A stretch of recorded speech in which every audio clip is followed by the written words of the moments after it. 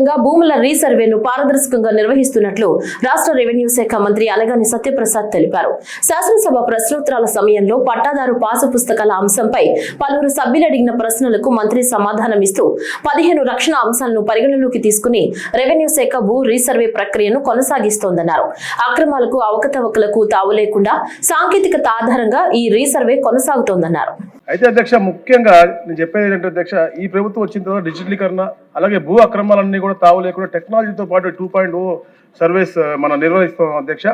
మొదటిగా అధ్యక్ష చెప్పాలంటే అధ్యక్ష, గతంలో 2008లో అధ్యక్ష national land records modernization programme కింద NLRMP అని చెప్పేసి కేంద్ర ప్రభుత్వం ఈ ప్రోగ్రామ్ స్టార్ట్ చేసింది అధ్యక్ష. దాని తర్వాత అధ్యక్ష 2016లో digital India land records modernization programme DILRMP అని చెప్పేసి ప్రారంభించిన అధ్యక్ష.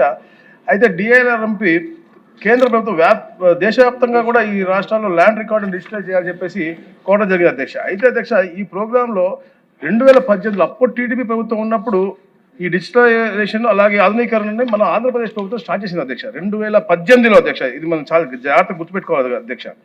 అయితే అధ్యక్ష, సమగ్ర సర్వే కోసం 2018లోని అప్పటి టీడీపీ ప్రభుత్వం జీవో నంబర్ 1348ని 25/9/2018 జారీ చేయడం జరిగింది అధ్యక్ష.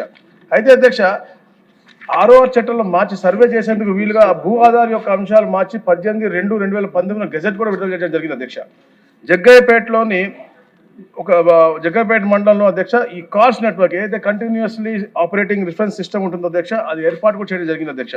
కార్స్ నెట్వర్క్లో భాగంగా శాటిలైట్ డేటా తీసుకోవడానికి ప్రతి 50 కిలోమీటర్లకు కూడా ఒక రిసీవింగ్ స్టేషన్ కూడా పెట్టడం జరిగింది అధ్యక్ష. అంటే 2019లోనే దీనికి టెండర్లు పిలవటం, 32 కోట్ల రూపాయలు ఇవ్వటం అప్పుడు చంద్రబాబు నాయుడు గారు ఏదైతే కేంద్ర ప్రభుత్వం చెప్పిందో దాని ప్రకారంగా అనుగుణంగా చేయడం జరిగింది అధ్యక్ష.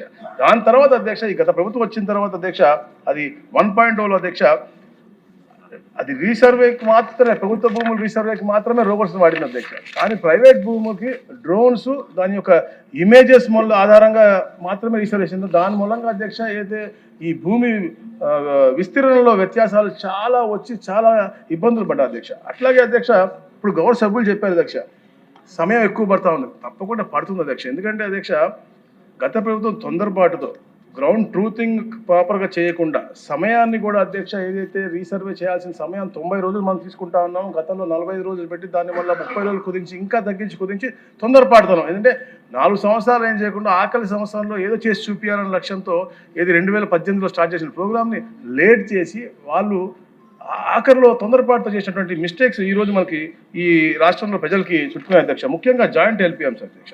ఎందుకంటే అధ్యక్ష, అప్పుడు వాళ్ళు చెప్పిన సమయంలో వాళ్ళు గ్రామాల్లో ఉండవచ్చు, విదేశాల్లో ఉండొచ్చు, గ్రామాలు ఉండకపోవచ్చు, ఇంకెక్కడ ఉండొచ్చు అధ్యక్ష. అలాంటి తరుణంలో కూడా వాళ్ళు రీసర్వే చేసేసామని చెప్పేసి తొందరగా చేసి జాయింట్ LPM విడగొట్టకుండా వాళ్ళు చేసినటువంటి ప్రక్రియ అధ్యక్ష. దీని మూలంగా 1.0 చాలా ఆందోళన జరిగింది అధ్యక్ష.